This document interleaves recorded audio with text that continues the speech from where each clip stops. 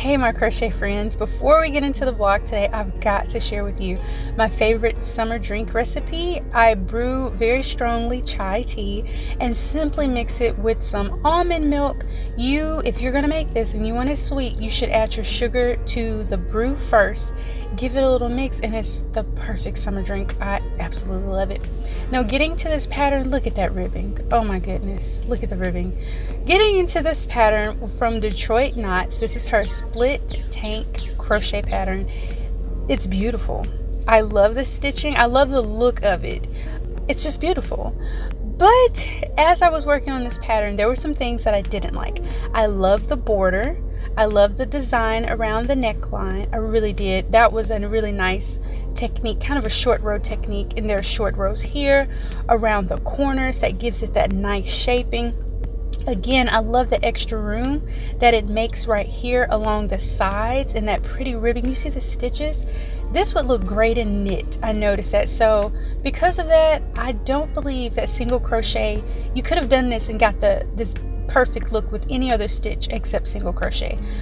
But I did run into some sizing issues though. So I enjoyed making this pattern with this yarn, with my favorite tools, very, very much. The feel of the fabric is wonderful.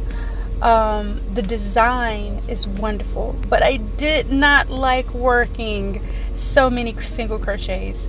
I have inflammation. I ran into some issues where not only did I hurt my hands using smaller hooks, but I also tore my rotator cuff. Yes. So whereas it probably would have only taken me maybe a week or a few more days over a week, this took me so long to make because I tore my rotator cuff. Now my hands are much better, and of course I'm not crocheting every single day as I used to. It's more of every other day, trying to balance my inflammation and not trigger anything. This was a tough one for me. As I mentioned, the design is beautiful. I really don't think that this would work up any prettier than it does in single crochet, unless maybe use Tunisia knit stitch. That's it. No other stitches, like not even moss stitch. I don't think, maybe moss stitch, except for the borders, would have achieved the same look. This is a beautiful, beautiful pattern. Natalie did an amazing job. The only other complaint that I have, and you'll probably notice it later when we block, is that I had to block this very, very strongly, like intensely, aggressively block it.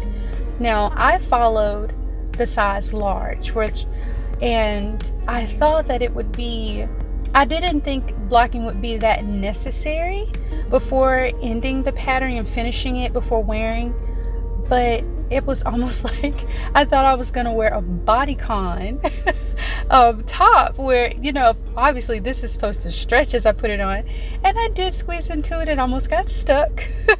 And before I blocked it, I had considered giving it to Nina, who's my 9-year-old that's about an 11-year-old's height and weight.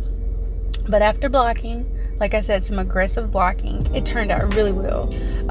It fits. It's still not as wide. The contouring kind of folds inward, so it's still not as wide as I would like it to be. And the back is great, but another thing is I think if I were to do this over, I would also add a few more stitches. Like I would do some stitch increases across the chest. I know that the double border on the side with that really, really beautiful ribbing effect gives it some stretch, but I guess I'm a little bit more blessed in the chest area than I thought I was, so I actually need a few more extra stitches there. Now, and thinking about that, it probably could really change the shape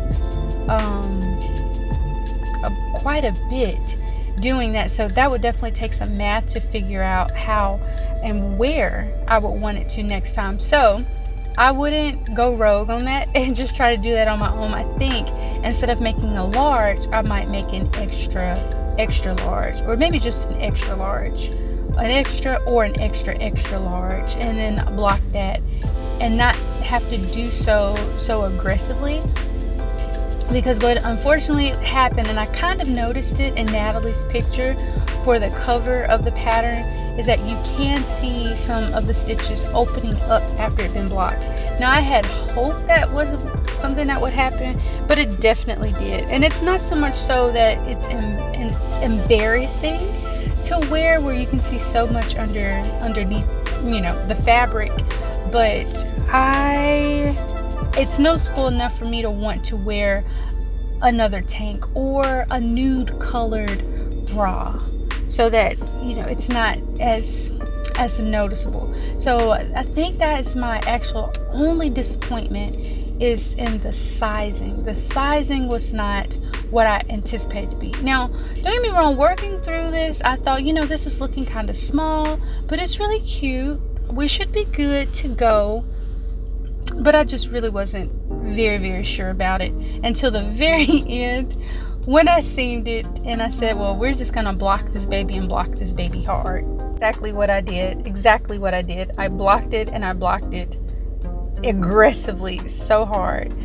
But first, of course, if you're going to block your project, and if you're not familiar with blocking is, either you're going to soak your fabric, your project, in a water with something like soak, which will clean it but not harshly clean it, and then you'll take it out and you'll squeeze it gently to remove as much excess water as you can. And then you take a towel and you're basically you'll roll it into a towel and step on it and try to blot even more of that moisture out that you can. Then you put it on a blocking board, which is usually made out of some type of foam, and you pin it down. Now, when I went to pin, of course, I'm pinning it to stretch it, and I noticed that you can see the stitches open, and I was not happy about that.